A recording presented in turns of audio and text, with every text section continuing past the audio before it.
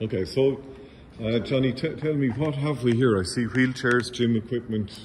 Yeah, so this is basically, this is No Barriers Rehabilitation side. So our, I suppose, remit is about trying to be able to deliver specialist services by specialist staff with specialist equipment in the community, and to be able to deliver those services in a non-medical setting, so that it's a gym environment where people feel they're coming in and moving and exercising along with everyone else within the community. Well, I founded the foundation in 2016, and I would have been on the board of directors until 2 years ago when I stepped off. I'm CEO now of the foundation. But we've grown considerably. So when we started off, we got European leader funding through DLDC. They've helped us a huge amount in the past number of years since we set up, both in terms of I suppose accessing grants and different things, but also in terms of evolving as an organisation, teaching us, how we should be growing, because with growth comes, there's challenges as well. So 8 to 50 people doing individual rehabilitation here. Per week we would have a number of different specialist pieces of equipment, ranging from kind of bikes to robotic suits.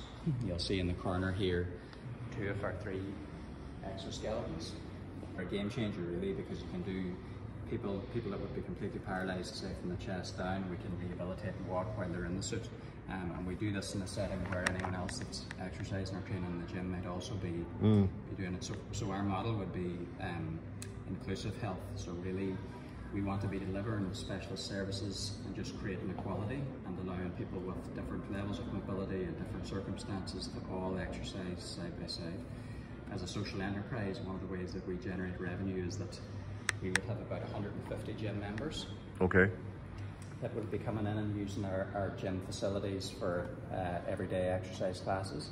And the gym memberships they pay every month subsidise the specialist services. Yeah, so you'd have people with disabilities that would need a little bit more assistance to be exercising in some circumstances, and we have people without disabilities. And the people without disabilities could be paying their gym membership in any commercial gym in town, but if they get their gym membership here, they can access classes, but they know they're contributing back to society. As much, if not more important, the confidence and self-esteem, and giving people the sense of normality, to their life, and having the crack and a cup of coffee after training. Try and create a really, inclusive environment where no one feels intimidated. I'll show you in. This is kind of the rehabilitation area, where if people want a wee bit more privacy and they're not as confident, if people want more privacy in the therapists, we have a number of physiotherapists, specialist neurophysiotherapists and occupational therapists that would work next door, and then this is kind of the main gym area, so okay. We deliver services in here as well. And again, we'd have about 60 exercise classes a week, and there'd be 22 staff. So there'd be, people would be travelling. I suppose the gym members without disabilities would be maybe in around kind of 30 minutes, maybe drive from Letterkenny, but we would have people travelling for our services, the specialist services we deliver. We had a family travelling from Mayo to access services. Wow. We'd have a lot of bordering counties coming to here. So one of the things is that these specialist services, and with that type of robotic equipment, isn't accessible everywhere. The closest, I suppose, robotic suit that would be accessible other than ours would be Dublin. I mean, our suits wouldn't be accessible, and we wouldn't be able to afford them if we didn't have the support of grants. So like through DLDC and other organisations, like the likes of the European leader funding, helped us to get this suit. Yeah. But as a social enterprise... How much was the suit? These suits are 185,000. Yeah. Okay. So they run off lithium batteries. Well, it's the technology involved. So I mean, someone that's completely paralysed can get into the suit, and we have different modes in the suit. So we can either control the suit from the back end, almost like a joypad or a little control panel, but also the suit's intuitive. It can sense whenever the person is in the right positions to walk. So the individual themselves, depending on their body shift and how they move their body, the suit can sense that and walk. The suit's also a smart suit, so it calibrates 500 times a second, and the suit will pick up lots of information about how the individual's moving, so that whenever we can put it on a thing called variable assist, and the suit can actually tell us if someone has had a stroke and maybe they've 40 or 50% power on one side of their body, and we can see in real time how that person's trying to move. So the suit can tell us, read how the person is moving, and just give them the additional support they need to walk. So the technology is amazing within the suits. Yeah. What prompted you? What were you doing before 2016? What prompted you to found this Well, I'm a social enterprise? Physio by trade, and it was just, I suppose I would have a private clinic in town as well, but through the number of and volume of inquiries that were coming to me asking for help, and I suppose whenever I was looking at how much it would cost to be creating a facility like this with the type of services needed, we have a real problem in Ireland at the minute where the HSE, just due to resources,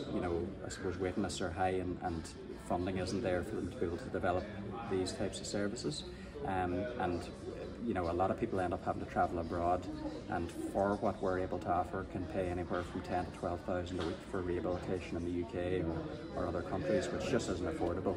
So you end up with a problem where people with lots and lots of money can afford to get rehabilitation, and those without money can't. And we would, I suppose, have created the social enterprise, and we're a registered charity now, but we try and deliver the services for as cheap as we possibly can, and we can operate for about 10% of what it would otherwise cost to be accessing these services privately.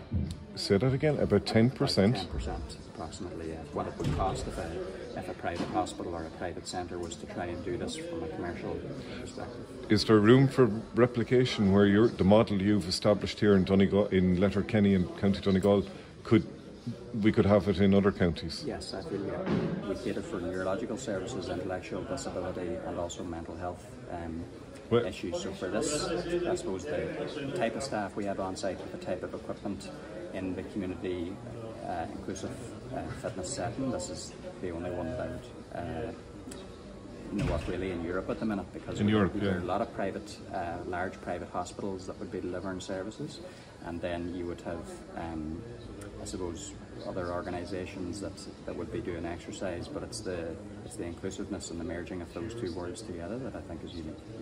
You shouldn't be here at all from Monday to Friday. You should be traipsing around Europe, showing, doing slideshows and trying to... I just went to a European conference recently, and I was chatting about avenues for European funding, and I do think it's something that we'd love to look into, would be, to be, I suppose, partnering with maybe other organisations and other countries in Europe to see if we can, I suppose, spread the model.